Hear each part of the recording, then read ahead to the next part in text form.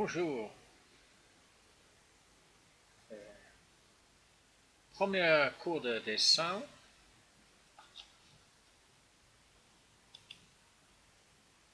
Avec un papier assez simple. On va commencer avec un petit crayon stylo bic. Et on va dessiner avec le papier devant nous d'une manière très libre. On va gribouiller, bouger la main, bouger partout, faire des cercles, faire des lignes, des zigzags, faites ce que vous voulez, juste remplir la page de coin à coin avec tous les mouvements, juste des lignes partout, partout, partout. Laissez aller un peu, on ne cherche pas à dessiner quelque chose, juste à laisser le bras bouger fluidement. Okay, faites autant de papier comme ça que vous voulez, encadrez-le avec des lignes, faites un petit mouvement pour chauffer un peu, chauffer les bras. Donc faites autant de petits gribouillages comme ça que vous voulez. Et après, on va chercher à gribouiller de la même façon, mais de faire des mouvements circulaires. Donc, juste faire des mouvements dans toutes les directions que vous voulez, sens d'horloge ou contre le sens de l'horloge. Bougez la main dans une manière circulaire. Et donc large, petit. Et faites autant de papier comme ça que vous voulez, jusqu'à vous sentez que c'est facile à bouger comme ça et de faire les petits cercles comme ça. Donc maintenant, vous pouvez utiliser un papier, n'importe quel type de papier. Pas seulement cela, mais n'importe. Et maintenant, on va essayer de faire la même chose, mais de faire un peu plus ordonné des ressorts. Donc, vous pouvez voir qu'on peut faire des grands, des petits, des très serrés, des larges, des petits, des larges qui deviennent petits, des mouvements qui descendent comme ça, les longs comme ça, tout ce que vous voulez en ressort. Et ça, c'est pour pouvoir trouver un rythme de mouvement et un mouvement répétitif. Donc, très étroite, large, remplir la page et faire autant de pages comme ça. C'est pas un gaspillage, c'est une sorte de solfège de le bras, n'est-ce pas? Donc, après, avec cette même idée de mouvement très fluide, on va essayer de contrôler où on le met. Mais le fait qu'on mette un ordre un peu plus rigoureux, c'est pas la peine de faire moins fluidement. Donc, on va mettre des lignes verticales qui descendent comme ça. Pas nécessaire qu'ils soient faits avec une règle, juste descendre des lignes. Et maintenant, on va chercher des points entre les différentes lignes. Au hasard, les lignes, vous pouvez mettre autant que vous voulez. Et faire le même type de mouvement circulaire avec la main qui touche le papier, on peut contrôler le mouvement sans toucher le crayon au papier. Mais le crayon est très près à le papier pour pouvoir descendre le crayon après avoir ressenti le mouvement. Vous pouvez voir qu'on ressentit le mouvement et après on descend les ressorts comme ça et on essaie de rester entre les lignes, n'est-ce pas? Donc c'est un autre type d'exercice. Vous pouvez rester fluide, mais quand même, avec cette fluidité et mouvement continu, de pouvoir rester dans un certain espace et utiliser tout le bras, et le crayon est très près à le papier. Vous avez la main qui est en contact avec le papier pour que vous pouvez gérer le mouvement, et après vous descendez le crayon. Donc c'est des petits, entre n'importe quelle ligne, des fois des rondes, des plus larges, presque circulaires, et d'autres qui sont très étroites. Et vous pouvez voir qu'on fait toujours le mouvement avant de descendre le crayon. Comme ça, c'est possible de vraiment trouver la façon dont vous pouvez contrôler le bras sans trop rester rigide. Il est fluide. Donc, après avoir fait quelques pages comme ça, oups, qu'est-ce que c'est ça? On va essayer de trouver encore un autre niveau de contrôler sans perdre le mouvement, sans perdre la fluidité. Donc, descendre quelques lignes, comme vous voulez, des lignes n'importe où, des distances différentes. Et maintenant, on va chercher avec le rotule de le bras, de l'épaule, d'utiliser tout le bras, bien flexible, bien fluide, de pouvoir faire des cercles. Donc, placer l'idée de ce cercle avec le bras et après descendre le crayon. Vous pouvez voir que le point de crayon, c'est toujours prêt à la papier, prêt à descendre. Mais faites toujours le mouvement avant. Comme ça, vous pouvez voir où est-ce que vous êtes et comment c'est l'habitude de placer là où vous voulez et de gérer où vous allez mettre cette cercle sans être trop crispé. Il faut que ça reste fluide, le bras fait le mouvement. Et donc, c'est important que votre intention est déjà établie avant de descendre le crayon. Donc, cette intention est transmise par le bras, par vos pensées. Donc, grande, c'est toujours le même mouvement.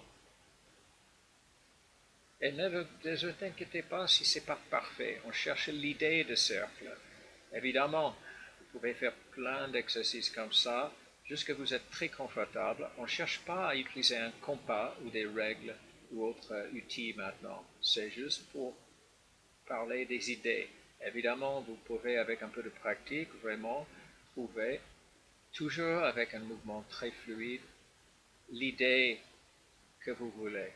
Donc, on peut voir que avec gauche ou droite, sens d'horloge ou sens contre-horloge, ça fait rien, c'est le mouvement qui compte. Cette idée qu'il utilise tout le bras pour établir une idée à travers votre corps.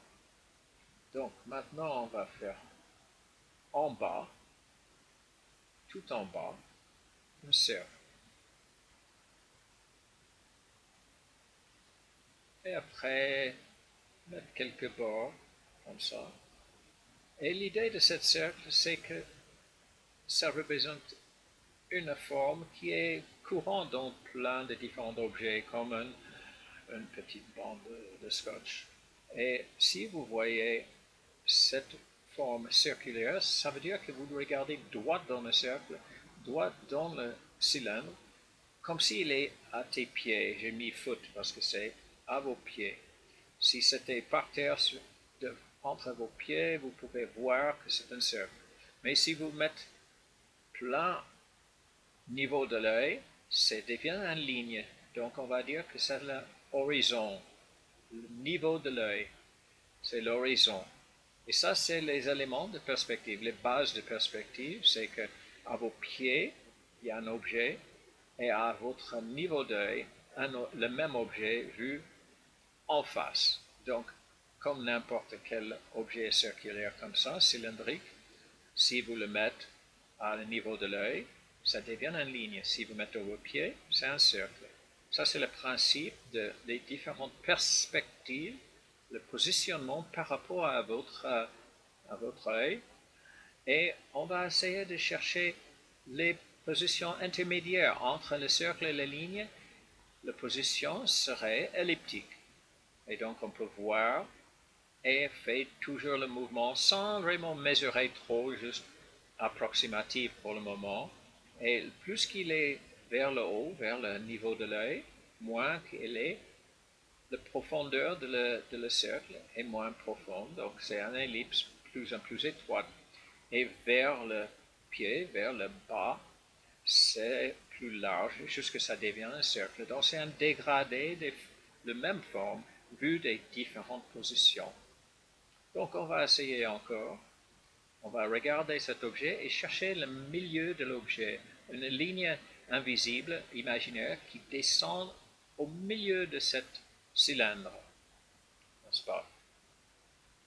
Et donc, entre les deux côtés, on va chercher la taille. Est-ce qu'on veut grand ou petit? Non, on va chercher peut-être pour le moment à l'échelle, plus ou moins l'échelle naturelle. Et chercher deux lignes, si vous voulez, de chaque côté de ce cylindre. Et commencer par analyser quelle est la largeur, la profondeur de cette ellipse que vous voyez à votre position. Et on peut mesurer un peu, mais bon, c'est pas intéressant qu'on commence par trop de mesures. On va chercher ce qu'on voit approximatif. Chercher une première ellipse et pour le bas de cette forme, un autre ellipse qui va peut-être traverser la première. Et si vous voyez, on peut presque voir l'intérieur de le bas de l'ellipse, n'est-ce pas, en arrière-plan. Et devant, on peut le forcer un peu le crayon, là où on veut, continuer le mouvement complet, mais pousser un peu plus fort le crayon en bas de le mouvement. Et en haut, toute la forme est visible, donc on peut faire toute l'ellipse et les deux côtés. Donc on a le basique de cette forme. On peut toujours chercher l'épaisseur si vous voulez avec une deuxième ellipse, n'est-ce pas? Et à l'intérieur, on peut voir, si vous pouvez voir, parce que c'est très près à vous, on voit l'intérieur de cette forme. Et on peut utiliser, n'est-ce pas, le poignet pour chercher à faire des arcs comme un compas, mais juste avec la main. On peut mettre le poignet sur un des os, sur la planche, et faire des courbes. Naturellement, comme un compas. La main devient un compas. Et donc, ça, c'est une manière de pouvoir rapidement faire une esquisse sans avoir des outils trop lents et encombrants.